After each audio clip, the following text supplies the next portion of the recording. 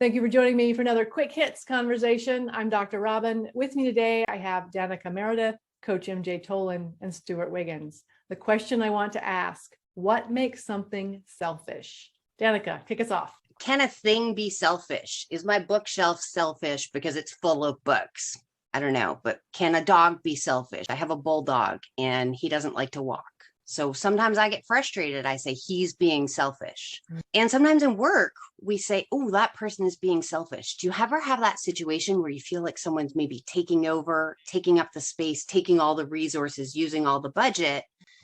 Have you ever found out maybe later that what the story was or the reason or their point of view? And then you reconsider.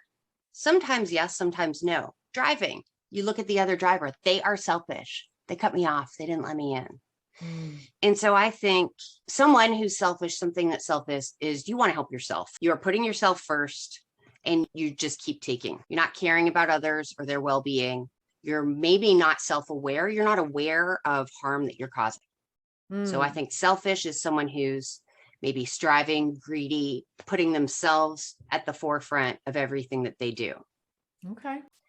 Are selfish people aware that they are selfish? I don't know. Maybe it's a rhetorical question. I don't know. Since you brought up awareness, I was just curious if that was what your overriding opinion was.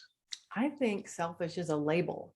I think it's something that other people call you when they don't like what you're doing. Well, Stewart, you tapped into something because I had a story in mind that I have been told I was selfish. So what I've learned to say, if I take a class now, or when I'm in a new group of people, I will say, I process externally. I need to talk it out. So that thing that, don't talk because you know what you're going to say. I don't always.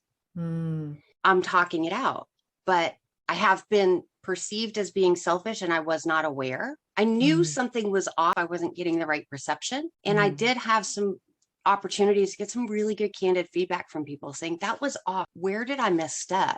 Was I too chatty? Did I take over? And it was like, you are so selfish. And that's hard to hear. And then I was told I wasn't self-aware. Right. That makes sense. Coach, can you give us some thoughts for what you think about this selfish topic? Going way back, I was first born of 8 boys. So I had it really good the first 11 months. But then they brought in another one.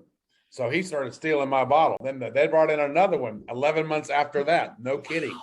And that one started stealing the other one's bottle. And so pretty soon we learned to be as selfish as you possibly can, until the point in our community of 8 boys, we had to learn to be empathetic. We had to learn to be sensitive. We had to learn to be giving when we didn't want to be giving. We didn't want to be giving at all. That's my candy. That's my toy. That's my prize. And so as I have walked through my own journey, I have noticed people who were probably simply not aware that they were behaving in a way which showing me no empathy at all or no empathy for the group.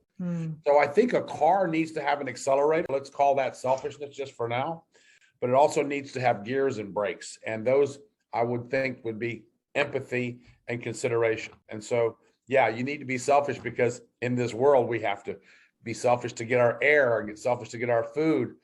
But there's a point where in the community, in a group, in a company, in an organization, and in a family, we have to also blend that in with giving. So that's my take. I've had to create boundaries and people have said to me, oh, you've become selfish. No, I stopped letting you treat me like a doormat. So does that mean that selfishness really, as others define what selfishness is? And yeah, that's an interesting point, is at what point is it me taking care of myself and putting on my own oxygen mask first? And at what point is it selfishness and who gets to choose? All right, so you're in the plane, the masks come down. And what's the first thing they tell you to do when the masks come down? Put yours on first. For example, when I was younger, they used to say, if you want to get ahead, you have to manage your own career and you have to be the one that's going to do the things necessary for you to be successful. Is that being selfish? So is selfish only when it takes from someone else? So if it's a life or death situation, even if it takes from someone else, you should take first. If it's not a life or death situation and it takes from someone else, then it's selfish? We're not trying to find answers here, are we? This is the whole point of this conversation, is that it's interesting, it's thought-provoking. Yes. Robyn, you said it well in the beginning. Is selfish a label?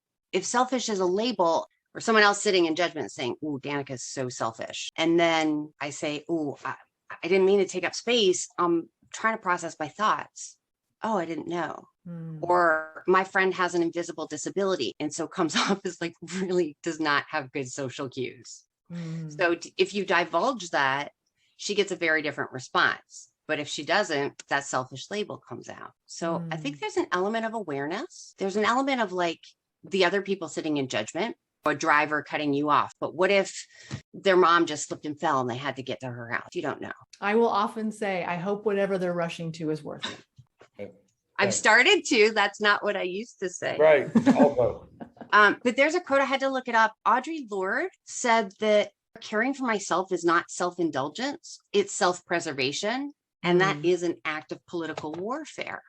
And so there's a lot around like the self-care and wellness industry. And I always perceived it as just women buying stuff. Treat yourself, get your nails done. And there's an element that there's okay for that. But then being told that taking a time out, or Robyn, your example of having boundaries is selfish is kind of interesting. And I don't know what that means. I think we're also living in an age where the word narcissism has really been in our vocabulary for, let's say, the last 5 years, a lot. And so through that, we're becoming more aware about what might be selfish and what might be all about me, me, me, me, me. And you can go to social gatherings now that we're getting back out post-pandemic. We're able to go to family gatherings, etc. And there's always somebody in that gathering. The only thing they're doing is talking about me, me, me, and I did this and I'm doing that. And nobody asked them a question, but they're just out there broadcasting. And so I think there is a fine line. I think we all have our taste and tolerance for it.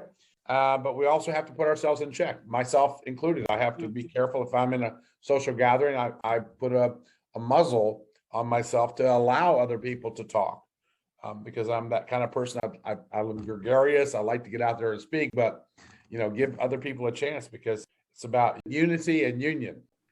I think on some level, being labeled as selfish really can be a surprise. I mean, I've been called selfish in the past, but it's always been by an ex-girlfriend that's called me selfish. And I wasn't aware that I was being selfish. But then what happens is I modify my behaviors or maybe even overcorrect so that I'm not perceived as selfish. So is that what happens with the label of selfishness? You overcorrect. Because I listened to what Coach said, and it almost sounds as though what I'm suggesting is that because there's an overcorrection that comes down. I don't want to be perceived as selfish. So I kind of pull back some. I become more aware. Is that your true you if in fact you have to modify your behavior? Where in fact, if somebody can't tolerate who you are, maybe they're selfish and they're intolerant. And isn't it interesting that being called selfish is an insult? I was just actually, that was a nice segue because I was thinking what we're saying, is it context dependent? So if you look at, I don't know, Wolf of Wall Street, because I'll call out something sort of, fiction. In some work environments, in some sports teams, being selfish is okay.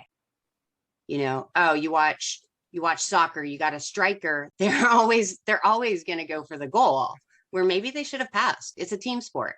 But their DNA and the reason they're a striker is they're just going to shoot. They're just going to go for the goal. So, they're selfish, but they're not really punished for it because it's like, oh, they're a striker. That's their job. And I've seen situations the opposite where an athlete has been told, you need to take the shot. Stop passing all the time. I mean, if it's context dependent, what does that mean? Like capitalism, there's an element of selfishness where you want to grow your company. Maybe certain behaviors are tolerated or celebrated if you're trying to expand and grow. And maybe in another context, like a nonprofit, that would be seen as selfish. So if it's context dependent, that's interesting.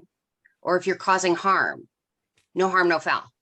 So a toxic work environment, a toxic boss could go to another company and be fine in that context. So maybe it is, as Coach was saying, on your interlocutor. How is that perceived? Yeah, I think it's one of those things that's super context dependent. I think it also has boundary dependent. I think that there's a certain element of what expectations, which we haven't even talked about any, and being willing to say, yes, I matter. And in this case, you can label it selfish and I don't care. And I think that that's a really good place for us to end a 10-minute conversation. Thank you so much for having it with me. And I look forward to speaking to each of you again really soon.